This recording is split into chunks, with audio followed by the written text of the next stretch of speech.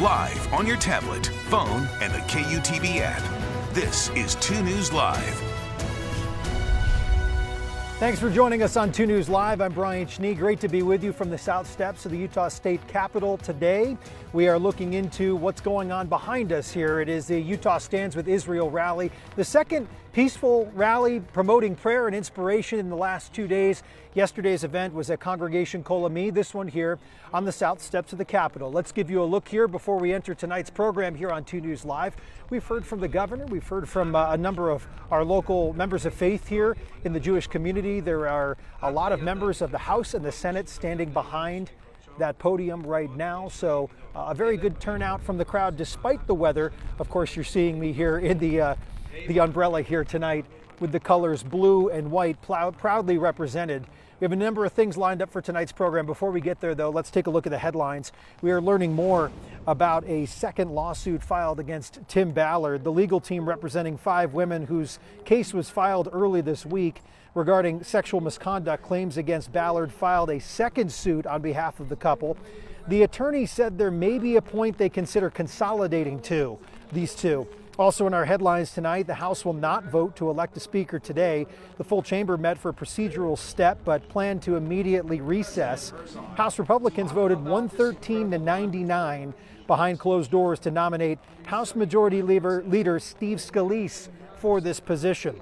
Also in your headlines tonight, NASA scientists say they have found water and carbon on a 4.5 billion year old asteroid. This is the same asteroid that landed in Utah 2 weeks ago. NASA Administrator Bill Nelson says the asteroid could have brought life to Earth. Think about that one for a minute. Thanks for joining us here on 2 News Live. You can be with us every single night at 5:30. Hope to have you with us. Streaming live, KUTV.com, the 2 News mobile app, Facebook, and YouTube. As always, you can get in touch with us by using the 2 News Live hashtag on Facebook, Twitter, and Instagram. Of course, you can send us a direct message, any of those platforms, to weigh in. Today marks the 5th day since the deadly surprise attack by Hamas on Israel, which prompted the Israeli Prime Minister to declare war. The war has left at least 2,100 people dead so far, 22 of whom are Americans. Many residents of Gaza are now without electricity. The territory's only power plant has run out of fuel amid an Israeli blockade. Israel has stopped entry of food, water, and fuel and medicine into Gaza. The 25-mile strip of land is home to 2.3 million Palestinians. Israel appears to be readying a ground incursion after leveling buildings with airstrikes in its counteroffensive against Hamas terror attacks. We're back here live on the south steps of the Utah State Capitol. Do want to give you a quick look here, Randy, if you could give us a quick pan around of what's taking place behind me here. Of course, we're battling some raindrops here in Utah right now as a storm moving through part of the Salt Lake Valley. A lot of umbrellas up here, but there are a lot of flags, a lot of signs referencing, of course, standing with Israel. A lot of members of Utah's Jewish community out here for yet another night, standing in solidarity with those among community members who are not of the Jewish faith out here tonight to offer their support. The governor spoke a few minutes ago calling Hamas evil and that it must not stand. He also mentioned about a trip that he had, a meeting with Benjamin Netanyahu a long time ago, and also praying with Rabbi Benny Zippel during his time in the Middle East. So sharing a personal account here. We do have Lieutenant Governor Deidre Henderson here as well. She was at the event last night, and Salt Lake City Mayor Aaron Mendenhall in attendance this evening, among a number of House and Senate representatives here in the state of Utah. Some chose wisely to bring the umbrella, others did not. All right, so we're hoping to hear from a couple folks here on the program tonight if this program ends in time. However, I had the opportunity to speak with a Utah State University professor who spent time in Israel. Last time in that state was in the nation, August 2022. He's published a number of things on conflict over there, tensions in the Middle East. I had the chance to speak with him, asking the question, who is Hamas? Who is Hamas? Hamas starts in the late 1980s. It's an Islamic resistance movement committed to the liberation of Palestine, though it is an Islamist movement that sees a natural connection between Islam and politics. They have an armed wing, a violent terrorist organization associated with them. though Hamas came to power democratically in an election in 2006.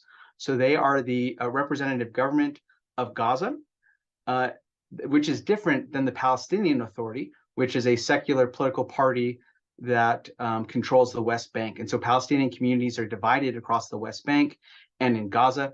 And of course, they had their own political rivalries between Hamas and Palestinian Authority. And so there's internal distinctions there as well. Well, how does this further complicate things there just in the region? Well, it complicates the Palestinian Authority's position vis-a-vis the Israeli government. They're the officially recognized negotiation partner. Though Mahmoud Abbas has failed to hold elections in over a decade, he understands that if the Palestinian people in the West Bank were to have elections, he would lose power. And so the Hamas attacks over the weekend make the Palestinian Authority look weak and ineffective, a lack of legitimacy. It undermines the legitimacy of Hamas control in Gaza, and it prevents a stable negotiating partner either within the Netanyahu government or the political authorities in the West Bank and Gaza. It prevents any discussion about a one-state solution, a two-state solution, how to move beyond the status quo. It's also a regional conflict. And so when we talk about Hamas, Hamas has financial and political support from Gulf states like Qatar, and has support from Turkey and also Iran in terms of intelligence support, arms, munitions, etc. And it also has a cooperation or the tacit approval of Hezbollah, which is an insurgent movement in southern Lebanon that gets support from Iran that has attacked Israel from the north as well. And so it's not only insurgent groups attacking both Israeli and Palestinian civilians for that matter, it's also the support of foreign proxies, which makes any peace settlement a multinational effort. Austin, here in 2023, how volatile is the Middle East region just in general right now? Well, I once had a colleague that I worked for in Washington who said that the Middle East is a region where lots happen and very little changes. And I think that's an apt summary of what we see. Following from the Trump administration, also currently with the Biden administration, efforts to expand normalization with the state of Israel through the Abraham Accords. These attacks over the weekend occur in the context of increasing normalization between Saudi and Israel. I think those talks will be on hold for now. We've also seen rapprochement or a detente between Iran and Saudi, two regional competitors in the Persian Gulf. And so I think there's lots of instability.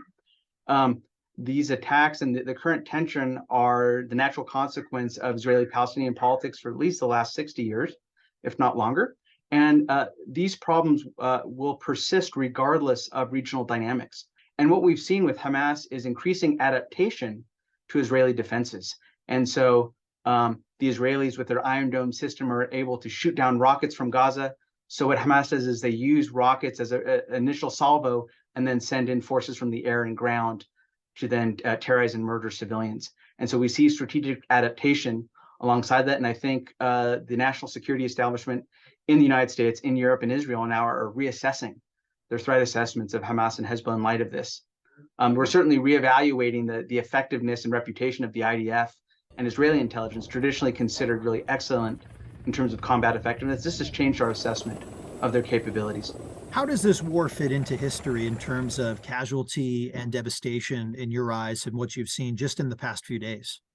Right. So it's significant that the current war comes on the 50th anniversary of the Yom Kippur War that happens in October 1963, where the Israeli government is caught by surprise by the Syrians and Egyptians. And over the course of many weeks, fights those Arab armies to a draw. And it's a typical situation where it is a military victory, but a political defeat, much like the American experience in Vietnam, where you can win the war on the ground and lose the politics. And so since that time, and particularly since the failure of the Oslo Accords in the early 90s, we've seen continual military incursions into Gaza. The Israeli government decided to leave Gaza in 2005, but now with the blockade, Gaza is in effect an open-air prison. And so rather than having ground invasions by the Israeli military, we've had airstrikes, rocket volleys from Hamas into Israel, and then in response, airstrikes that kill militants and also kill innocent civilians. And so it's been a tit for tat where either side is punishing civilians for the political actions of their representatives. A very insightful conversation about what's taken place, of course, overseas.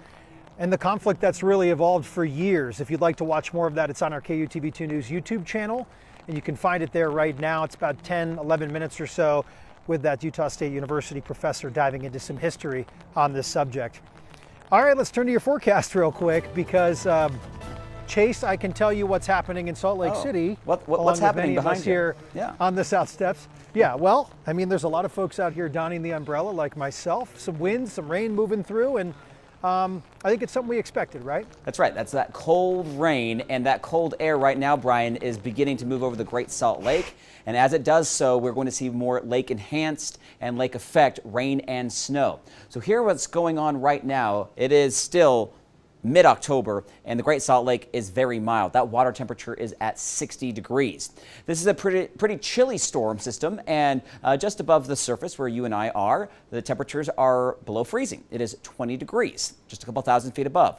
With that cold air moving over that warm body of water, we get that lift that we need for those showers to develop, and then they move downwind. Right now it looks like mainly valley rain and mountain snow, but that's going to favor areas southeast of the Great Salt Lake tonight and tomorrow morning. So let's get right to your forecast. Those snow levels coming down as well. They've been hovering around 7,500 feet, but they could get as low as 6,000 feet overnight. I think most of the accumulating snowfall, though, will stay above 7,000 feet, but maybe some of those higher benches could see a couple snowflakes mixing in. Winter weather advisories continue until noon tomorrow for the mountains of northern Utah.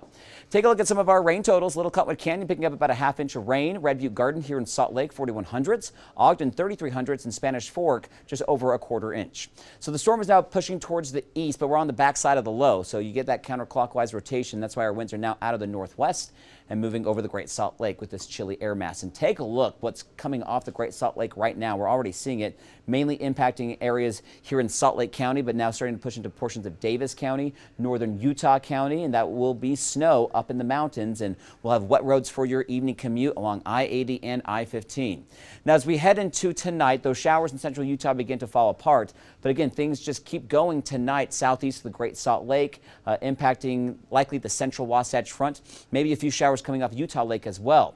We'll have some more scattered showers, I think, across all of northern Utah Thursday morning, and 1 or 2 might linger Thursday afternoon, but then by Thursday night, skies will begin to clear here in northern Utah. Additional snowfall might see another 10 inches up at Alta, so we could see at least a foot of snow up the Cottonwood Canyons with this system. Park City might see a dusting to 1 inch or 2 by tomorrow morning, but most of our mountains picking up about 2 to 8 inches. Now for tonight, we're cooling off. There's going to be lots of 30s, especially in central Utah with those clearing skies, and this is where we could see some freezing temperatures for the first time this year. I think along the Wasatch Front, though, we should stay in the low 40s. Tomorrow, climbing into low 50s for most of northern and central Utah, so it'll be a chilly day, but there will be more sunshine across southern Utah, so not bad in St. George with your high near 70 degrees. We will likely see even colder temperatures by Friday morning. Many areas dropping below freezing like Cedar, Heber, Park City, Richfield, Evanston, Delta, a lot of those valleys in central Utah. Vernal and Logan close to freezing, but even Provo and Brigham City will likely drop into the upper 30s, and there might be a little bit of patchy frost in some of those areas. St. George, we're in the 70s as we head into the weekend. Temperatures not bad whatsoever, very comfortable. A little bit warmer, though, by Sunday, Monday, Tuesday in the mid-80s. Those overnight lows go from the 40s to the 50s, and we're dry for the next 7 days. Salt Lake, we have rain for your Thursday. Temperatures, though, as we go to your Friday, Saturday are in the 60s. 70s are back as we head into early next week. So the weekend shaping up to be nice, and then after tomorrow, it looks pretty quiet with not a lot more rain coming our way. So we will be drying things out, Brian. All right, Chase, as someone who's out here standing in it like so many out here on the south steps of the Utah State Capitol, looking forward to the weekend here. Thank you very much. All right, so thanks for joining us for 2 News Live out here. We have a lot of coverage on our website right now, KUTV.com, regarding the conflict in Israel. We're going to try to go get dry. We'll see you again tomorrow for another edition of 2 News Live. Thanks for joining us tonight. Take care.